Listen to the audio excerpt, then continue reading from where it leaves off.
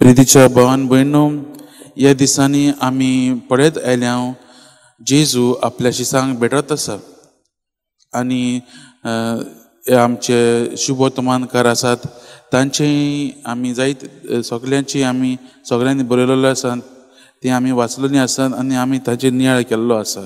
आनी आयज आमी मार्कूच्या शुभ वर्तमानांतले आयकतात जेजूचें पुनर्जीवना उपरांत तो मेळटा ते शिसांचें न्हू तें पळयतात. आनी मार्कू एक आमकां समरी कशें एक दिता. पूण मोगाच्या भावान भयणो, हातूंत एक म्हत्वाचो विशय म्हणल्यार न्हू आमकां मेळटा तो म्हणल्यार मार्कू आमकां सांगता तो म्हणल्यार अविश्वासीपण. जायते फावटी जेजू शिसांक मेळ्ळो तरी आसतना जे शिसांनी वचून ताच्या शिसांक सांगले हे शीस मानून घेवंक तयार नासले.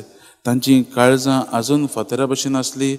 जेजू आसतनाय ते जेजूचें कार्य कितें तें समजूंक ना.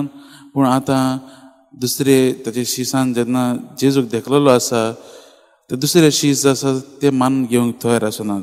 आनी हाकाच लागून मोगाच्या भावान भयणो, आयच्या शिव वर्तमानांत मार्कू साद्या उतरांनी आमकां सोंप्या उतरांनी आमकां सांगता की जेजू तांचेर ताणें तांचे काळजाक लागून धरणनायेच्या काळजाक लागून तांचे तोंडार ताणें मानलें म्हणून तांकां तो तापयता, तांकां तो शिटकायता.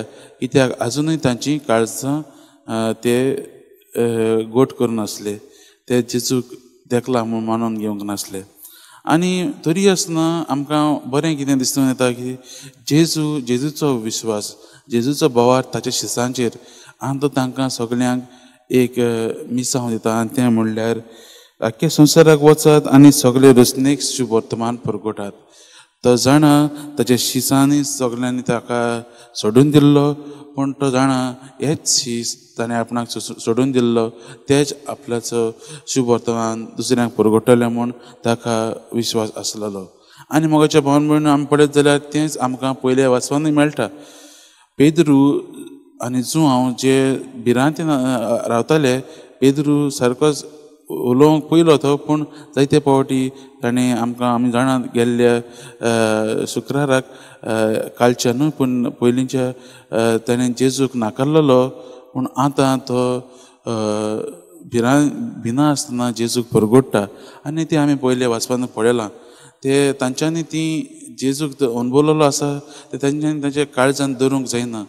ते तांकां म्हणटात लेगीत आमी कितें देखलां आनी कितें आयकलां तें परगट करिनासतना आमच्यान रावंक जायना म्हूण अशें ते धर्मशास्त्रांक आनी तांकां ते सांगतात आनी जाणट्यांक ते सांगतात. ते तांकां आडावंक सोदतात. पूण तरी आसतना हे ते जेजूचे मोगान भरलेले आसात. पुनर्जीवन जाल्लो जेजू ताणें अणभवलेलो आसा आनी तांच्यांनी तो भितर धरूंक जायना. होच तो ते परगट्टात.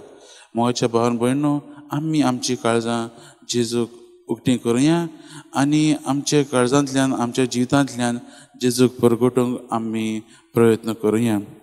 आयज आमी ह्या वाचपाचें नियाळ करता आसतना आनी तेच परीन आमच्या पाप साहेबाचो उगडास करता आसतना आमी देवा लागीं हीच कृपा मागुया की आमचें जिवीत ताच्याच पुनर्जीवनपणाच्या उजवाडान भरून तोच उजवाड आमी दुसऱ्यांक दिवंक ह्या शिसां भशेन तोच उजवाड आमी दुसऱ्यांक दिवन आनी तेच परीन आमच्या जिवितांतल्यान मिसांव जें आमकां जेजून दिल्लें आसा शुभ वर्तमान परगटपाचें तें दुसऱ्यांक परगटूंक आमी मागुया, प्रयत्न करुया.